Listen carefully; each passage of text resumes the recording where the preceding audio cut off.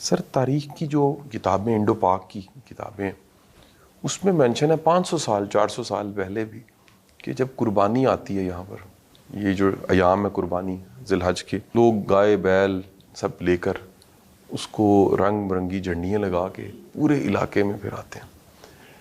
میں چاہوں گا قربانی کی جو اسپرٹ ہے سر، اس پہ کچھ بات کی جائے.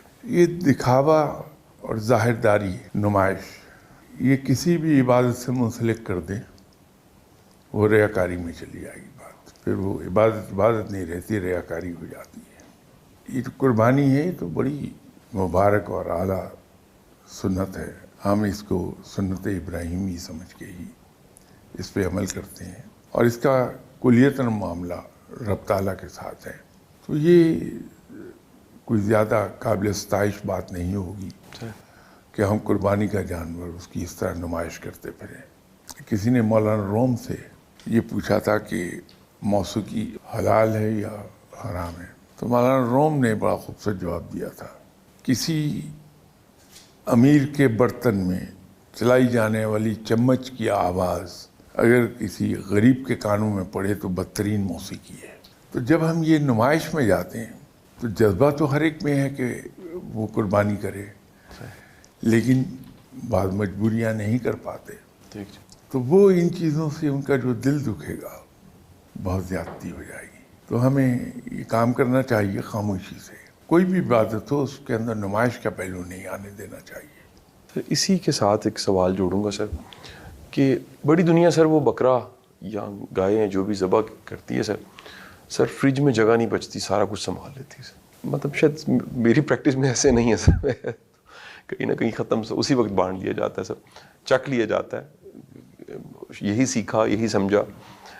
یہ سر یہ جو فریج میں سنبھال لینا ہے سر، یہ کیا ہے سر قربانی؟ اس کو کیسے ایڈریس کیا جا سکتا ہے؟ ان کو کیا نصیحت کی جا سکتی ہے؟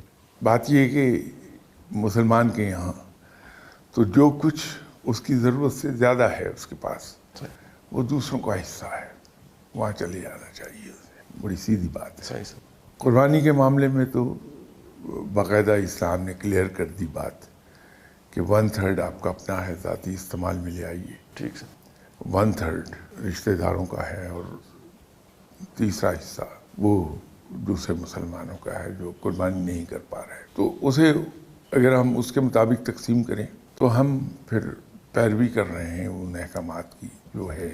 لیکن ایثار اور قربانی کا جذبہ یہ کہتا ہے کہ اپنے گھر کے استعمال کے لیے تھوڑا سا رکھ لیں جو ایک وقت میں آپ پکا سکیں، باقی اللہ کے بندوں کو دے دیں. یہ فریج بھرنے والے معاملات مناسب نہیں ہیں. سر لوگ صفائی ستھرائی کا خیال نہیں رکھتے سر، یعنی شاید گوشت کھانے کی وجہ سے جو بیماری ہیں، پیٹ کے ڈاکٹر بتاتے ہیں تیزی کے ساتھ مریضوں کی تعداد بڑھ جاتی ہے. لیکن دوسرا سر جو دیکھا گیا ہے سر، ڈائریا اور بیماریاں، گندگی، آلائشیں، سر مسلمان تو نصف ایمان صفائی ہے سر اس کے لیے. سر میں چاہوں گا کہ اس پہ ضرور آپ کوئی بات کریں کہ لوگ احساس کریں، خیال کریں کہ گندگی نہ پھیلے. آپ نے خود ہی ایک بات فرما دی کہ مسلمان کے لیے تو صفائی پاکیزگی نصف ایمان ہے. رب تعالیٰ بہت پاکیزہ ہے، بہت نفاست پسند ہے، بہت صفائی پسند ہے. تو رب کو راضی کرنے کا بہت سے اور طریقوں میں سے ایک طریقہ یہ بھی ہے کہ انسان بڑا پاک صاف رہے اور رہنے کی جگہ اس کی پاک صاف ہو. اس سے یہ مراد نہیں ہے کہ بڑی کوئی ماربل کے فرش ہوں اور بہت ہی ویل پینٹڈ، ویل ڈسٹیمپرڈ دیواریں ہوں. جیسے بھی اللہ نے وسائل دیے ہیں وہاں ہم صفائی کا اور پاکیزگی کا خیال کر لیں. پیوندے کے کپڑے پہن لیں ہم، لیکن وہ صاف ستھرے دھلے ہوئے ہوں، اس پر نشان نظر نہ آئے. ہم نماز پڑھتے ہیں، دیکھیے نماز کے اندر پاکیزگی اور نفاست کس درجے کی ہے کہ جو حقیقی نجاست نہیں بھی لگتی تو وضو ٹوٹ جاتا ہے ہمارا.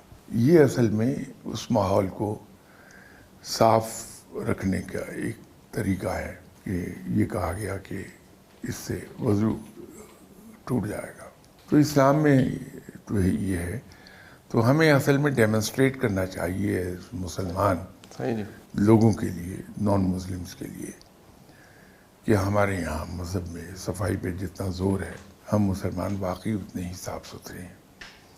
تو صرف یہی ضروری نہیں ہے کہ ہم صرف اپنے گھر کو اور اپنی ذات کو صاف رکھیں. اگر ہم میں سے ہر آدمی اپنے ذمے یہ لے لے کہ میرے گھر کا جتنا فیس ہے، اس کے سامنے جو اسٹریٹ ہے یا روڈ ہے، اتنا حصہ میں صاف رکھوں گا. بالکل ٹھیک ہے. یقین کیجیے کہ آپ کی گلیاں اور آپ کی سڑکیں چمکنے لگیں گی اگر صرف اتنا سا کام کر لیں کہ میرے گھر کا فیس اگر چوڑا ہے 50 گز، تو میں اس کے سامنے 50 گز کی جو اسٹریٹ ہے یا روڈ ہے، اس کی صفائی اپنے ذمہ لے لوں کہ میں اسے بالکل صاف رکھوں گا. آپ کی پوری سڑکیں اور گلیاں صاف ہو جائیں گی.